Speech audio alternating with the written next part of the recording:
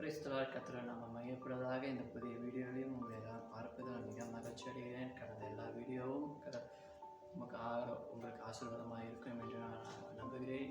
இந்த புதிய வீடியோலையும் கர்த்தருடைய நாமம் மகிமையடைய இந்த நாளில் நம்ம வேத வசனங்களை நம்ம தியானிக்கப் போகிறோம். இந்த நாளுக்கு உண்டான தியானிக்க வேண்டிய வசனம் என்னவென்றால், ஏசாயா எழுதின புஸ்தகம் 32வது அதிகாரம் 15வது வசனம். ஏசாயா 32:15. உன்னதத்திலிருந்து நம்மேல் ஆவி ஊற்றப்படும் மட்டும் அது அப்படியே இருக்கட்டும். இந்த நாளில் கிறிஸ்துவ ஜனமாய் வாழ்ந்து கொண்டிருக்கிற நமக்கு பரிசுத்த ஆவியானோட ஆவி நம்ம மேல் ஊற்றப்பட வேண்டும் என்று எத்தனையோ பேர் நம்ம நிறைய நேரத்தில் ஆண்டவரோடு நம்ம கேட்கிறோம். அந்த ஆவி எங்கிருந்து வருகிறது என்று பார்த்தோம். உன்னதத்திலிருந்து, உன்னதமான சீவனத்தில், உன்னதமான இடத்துலேருந்து நமக்கு ஒரு காரியம் வருது என்றால் அது எவ்வளோ பரிசுத்தமாக இருக்கும். அப்போது நம்மளோட வாழ்க்கை, நம்மளுடைய இருதயம், நம்மளுடைய சிந்தனையும் பரிசுத்தமாக இருந்தால் அந்த உன்னதத்திலிருந்து நம்ம மேல் அந்த ஆவி ஊற்றப்பட கர்த்தர் எல்லா காரியங்களும் நமக்கு செய்வார்.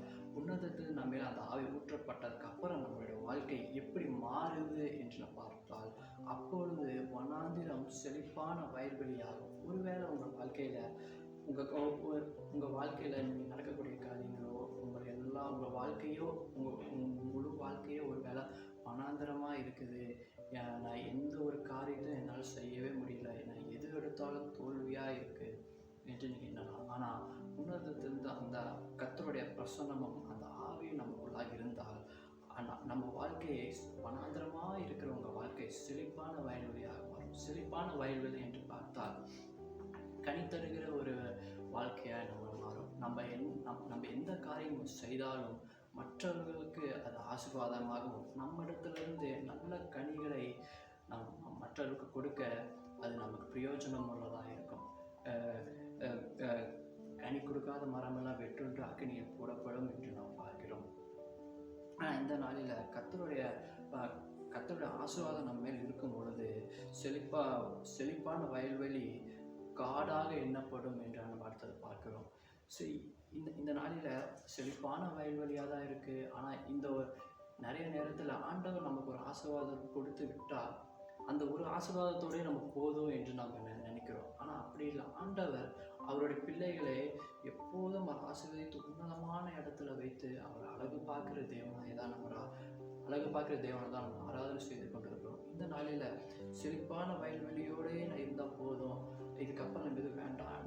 இன்றைக்கு நிறைய கிறிஸ்துவர்கள் செய்கிற தவறுகள் என்னவென்றால், கர்த்தர் நமக்கு ஒரு ஆசீர்வாதம் கொடுத்து விட்டால் அந்த ஆசீர்வாதத்தோடே போதும் என்று அதற்கப்புறம் நம்ம தேவனுடைய சமூகத்தை நம்ம சரியாக நம்ம பின்பற்றி கொள்ளாமல் இருக்கிற நிறைய காரியங்கள், நிறைய செய்திகளை நம்ம கேள்விப்படுகிறோம். ஆனால் இந்த நாளில் தொடர்ந்து கர்த்தருடைய சமூகத்திலேயே விழுந்து கிடக்கிற தேவ பிள்ளைகளுக்கு தேவனுடைய வாழ்க்கை என்னவாய் மாற்றுகிறார் என்றால் செழிப்பான வயல்வெளி காடாக எண்ணப்படும். காட்டில் நீங்கள் பார்த்தீங்கன்னா எல்லாம் பார்க்குற எல்லா இடமும் பச்சை பசுன்னு எல்லாம் பெருசாக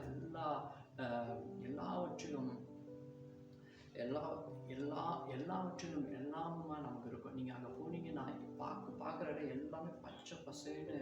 நீங்கள் அங்கே போனால் எல்லா விதமான புதிய பழங்களை எல்லாம் நீங்கள் பார்க்கலாம். புதிய பழங்கள், பூக்கள், நிறைய விஷயங்கள் நீங்கள் பார்க்கலாம். அப்போது உங்கள் வாழ்க்கை செழிப்பான வயல்வெளியாக இருக்கிறத ஆண்டவர் காடாக மாற்றி விட்டார் என்றால் இன்றைக்கு உங்கள் வாழ்க்கையும் அப்படி தான் இருக்கும். ஒரு காட்டில் நீங்கள் பார்த்தீங்கன்னா எத்தனையோ நம்ம கேட்டது போல் பச்சை பசேன்னு புல்லுள்ள இடங்களை வைத்து அந்த தண்ணீர் கொண்டு போய் விடுகிறார் என்று நம்ம சங்கீதத்தில் வாசிக்கிறோம்.